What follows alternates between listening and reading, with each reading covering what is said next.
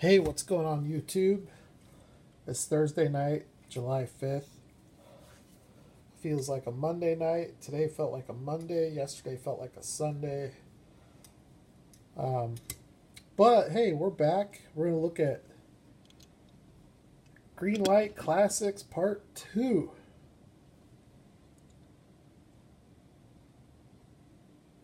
Love this one. This is the only civilian deco Javelin I have. Well, I have a Black Bandit.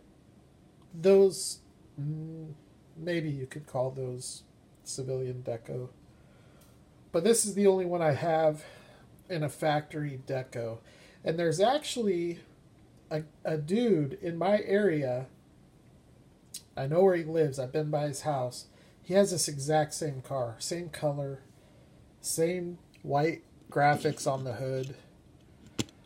And it is pretty sweet looking. It's in mint condition. It's just a cool car. It's, you know, it's a unique car. And, you know, when you want something better than the Johnny Lightning, this is the way to go.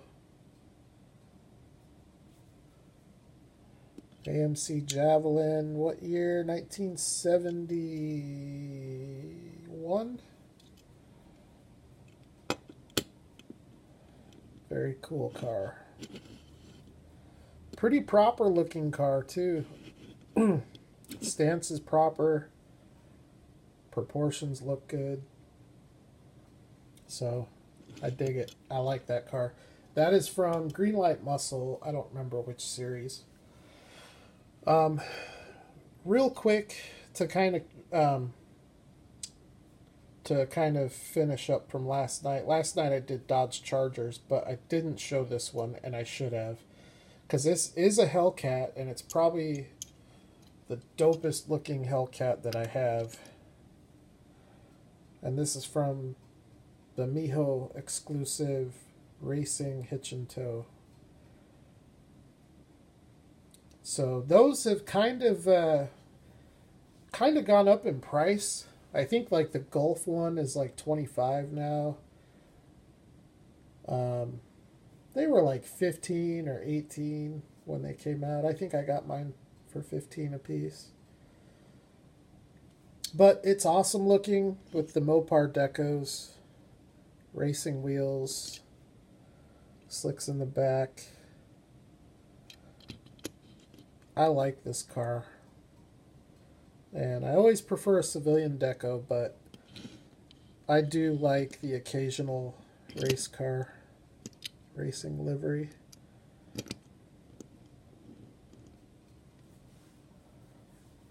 So, super cool car there. And I've had a lot of requests lately to look at some muscle cars. So, there's going to be a lot of muscle cars in this video, including this 1970 Plymouth Roadrunner. One of my favorite Roadrunners that Greenlight has done. Although I have a 68.5 that came out in the series before this. This is Greenlight Muscle. I forget the number. But the series before this, they did a 68.5, which was a similar color, but it had a black hood and black steely wheels. And it's a different tooling, but I like both of them equally. And this is another car that really doesn't have a bad angle. Proper stance, proper proportions. Very nice tooling. Opening hood. Nice roller. It's a big, heavy car. Heavy casting. Love the wheels on this one, too.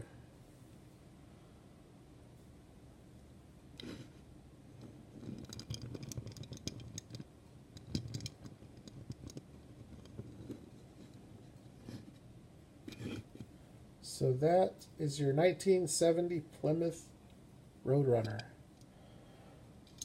Staying on the Mopar theme, this one is relatively new to my collection. I only showed it on the channel one time. I don't know what year it is, but it's a Plymouth Cuda, probably a 70, between 1970 and 1972, I would say. This is based off of an actual race car. And I acquired this in a trade. Shout out to Paul Roselle. Very awesome piece. Now the top is a separate plastic piece. I'm not a big fan of that. But the execution in this particular case is very good. But I don't think it would take much for that top to pop off. And then when that happens, your car is ruined. Older Greenlight. It's got the green post. Love the wheels and tires on this one. The black Steelies with the BF Goodrich radials. Really sharp looking car.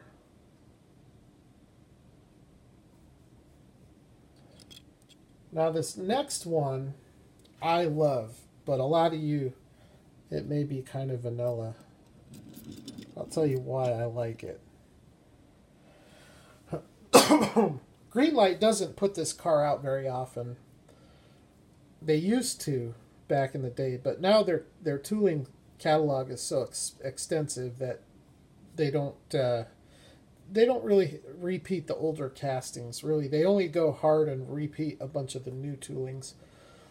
But I've been watching a lot of Jay Leno's Garage, and I think in the back of my mind, I'm trying to put together a 1:64 scale version of Jay Leno's Garage. And this is a car that I can check off of that list. He has this same car, same color. It's a 1966 Ford Galaxie. His father purchased one in 1966. It's the only year that the car came standard with the 7-liter engine. In 1967, the 7-liter was an option.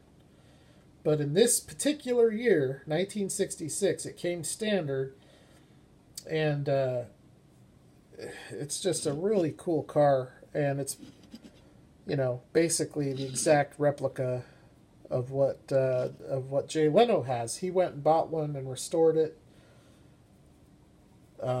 He restored it as close to his father's car as he could, other than some of the modern safety features, and he went with a 5-speed. I think his dad had an automatic, that type of stuff. But really cool car. It's a really good looking car. It's a really nice casting that's very well executed. It's another one of those cars that, you know, with the proper stance that it has, really doesn't have a bad angle. And this is a factory color. This one came out in the Motorcraft diorama. The Cuda, by the way, came out in a 2-car diorama, one of the older Greenlight dioramas. So I like this car. 1966 Ford Galaxie 500.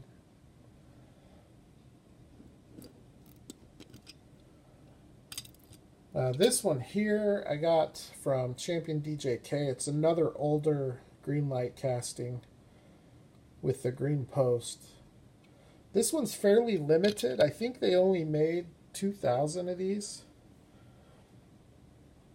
So it's, yeah, more rare than most of your RLC cars. By the way, the Milezones Primer Black Chevelle from last night's video, only 528 of those made. So that's probably, it's easily the most rare Greenlight car that I have that is not a green machine.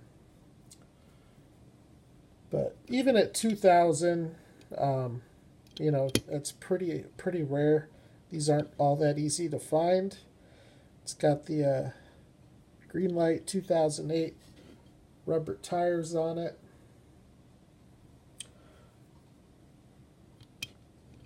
And you can definitely tell these older Greenlight cars how there's just so much more quality in the way that they feel and the way that they roll. Green tail lights, which I think is kind of a cool feature. I really like this tooling. They've used this tooling a lot. They still use it to this day. And I like it. It's a nice tooling.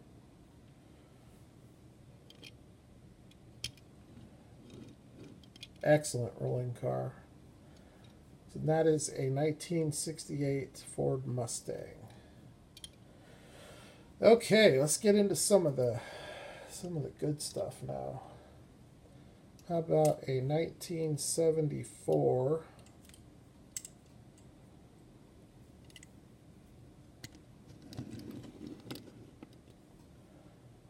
1974 Dodge Monaco. Missing the back window, transparent lens taillights. I love this car. I love the weathered look.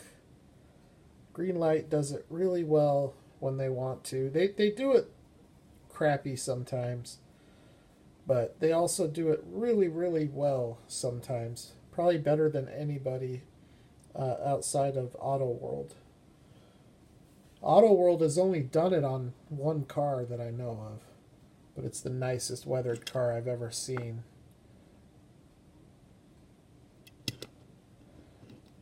I like this though.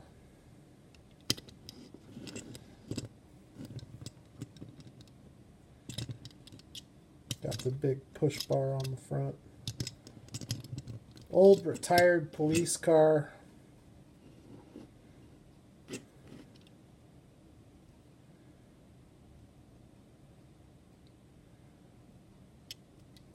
Very cool. We're going to reel it back in a little bit. This is a casting that I mentioned recently on the channel. Chevy Silverado with the camo deco. Pretty unique truck. I like it. I just like the uniqueness of the truck. This is from the U.S. Army diorama. Came with a Ford Bronco, a Chevy Biscayne, and a Jeep Wrangler. All of which I still have except for the Biscayne.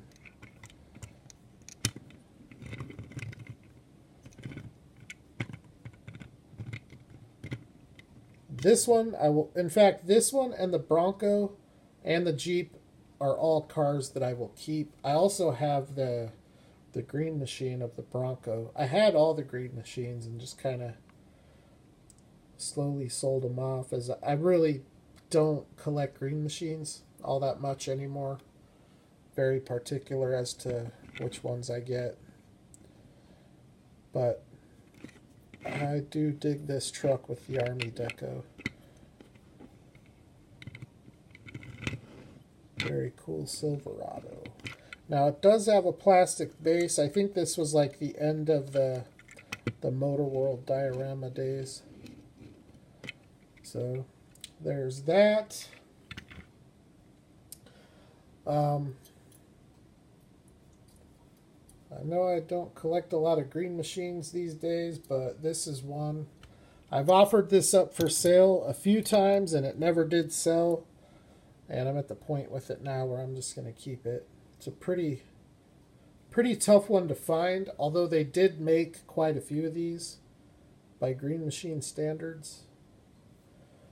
I think there's over 300 of these that were made. But heck, even the regular truck is pretty tough to find. You can still get it. It's on eBay. It's not like, you know, there's probably one on there at all times, but it's not like it used to be.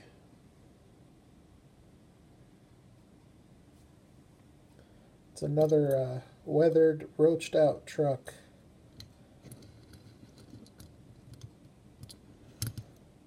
Look at the tailgate and bumper. Gas monkey.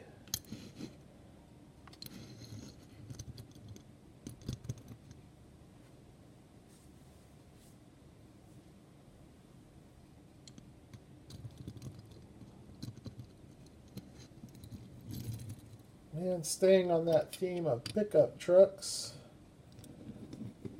I want to say this is from the new anniversary release with the Trans Am, and what else was in there? I think there was also a gold C10, which I also have, but for this video I just wanted to pick one.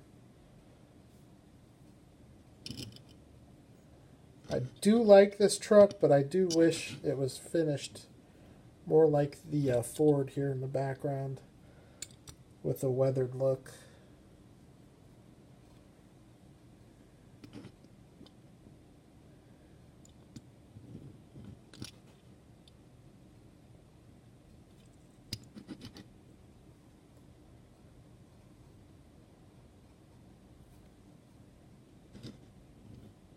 Cool truck. Well, we only got a few more. Let's do this one next. This one is brand new to my collection, less than a week. Well, probably actually a week. But I like this car. I know a lot of you guys don't like this car. I'm aware of that, but I think it's pretty awesome. 1973 Ford Falcon XB. This is an Australian car.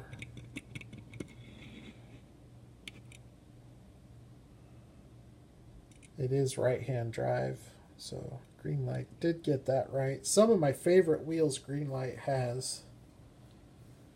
And I just like the car. You know, it does have an aggressive stance with the rake, but the casting was designed for the Mad Max release, and you know, so they did the rake to accommodate that.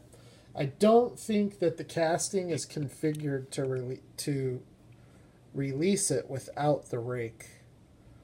I don't think that it can be done, but I would be very curious to see.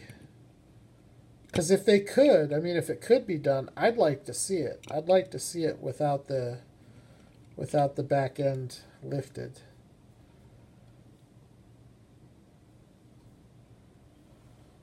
Very cool looking car, though. I like it.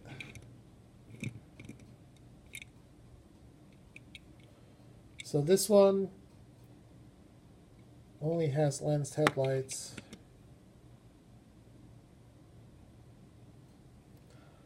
And then the tail lights are either painted or tampoed. So of all these cars, this one and the next one are the only two. Well, okay, and the Charger. So only 3 of the 13 cars have lensed headlights. So Greenlight doesn't do it very often, but they do it. This car, though, I love it. This is the only example of this one that I have, and I need to get another one. I need to get that blue one, that hobby exclusive, but this is from the Hollywood series, The Matrix. Unbelievably gorgeous Lincoln Continental. It is a 1965. There's your lensed headlights there.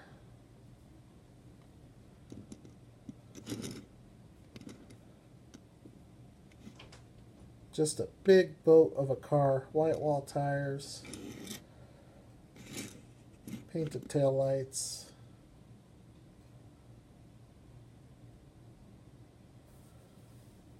And this car is configured to be released as a hardtop or a convertible, so this is also a separate top, separate piece top, plastic.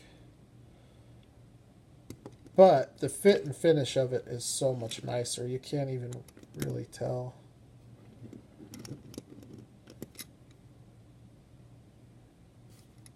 I really like that car. That one is always on display in my cabinet.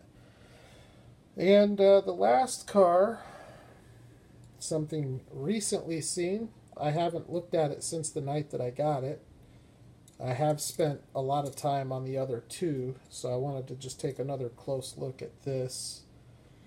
1968 Datsun 510. Taking a couple of close looks at the Brock Racing and a couple of close looks at the silver one. I've even taken a couple of close looks at the Black Bandit, but this one here, I have to say, it looks really good. It looks better in person. It displays really nice. It displays a lot better than it shows on camera. Like, to me, as I look at this on camera here, it doesn't really wow me that much. Not like the silver one does. Awesome little car, though. No bad angles on this one. And I dig these wheels. I like these wheels a lot. Somewhat similar to the Ford Falcon wheels. Definitely different, but same concept. What is it? 10 spoke or whatever it is.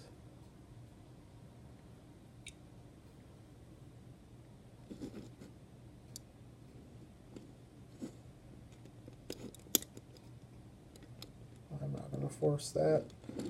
All of these 510s that I've got, I have 4 of them. Well, 5 of them because I have 2 of the Black Bandits. They all roll exceptionally well.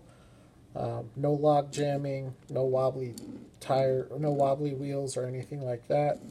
I haven't had any bass issues with the bass being spun cattywampus. It's just a casting that works really well, I think, and I think production is going to be so smooth with this casting that I don't think we're going to see a lot of issues with it, like we do with the R34 Skyline and the GTR and a number of other castings from Greenlight.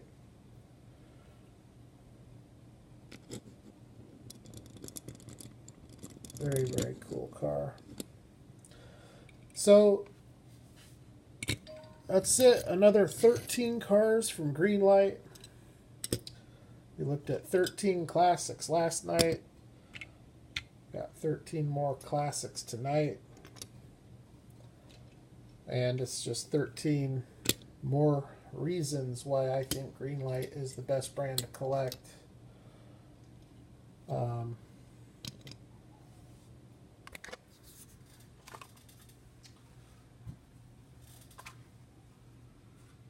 I really don't think that,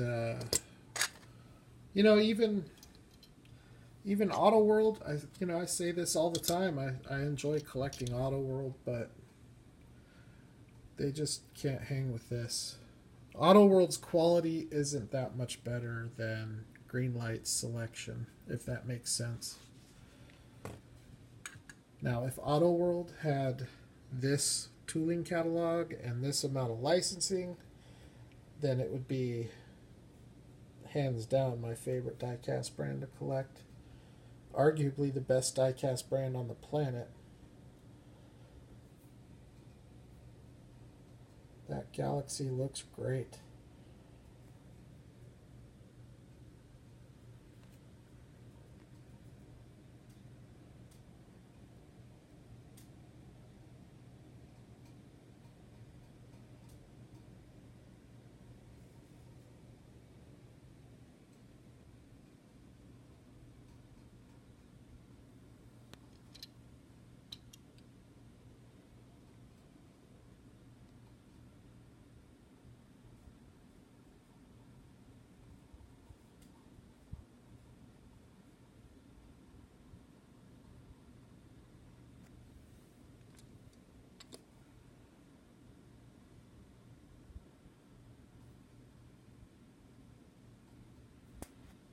Alright, well thank you everyone. Have a good Friday.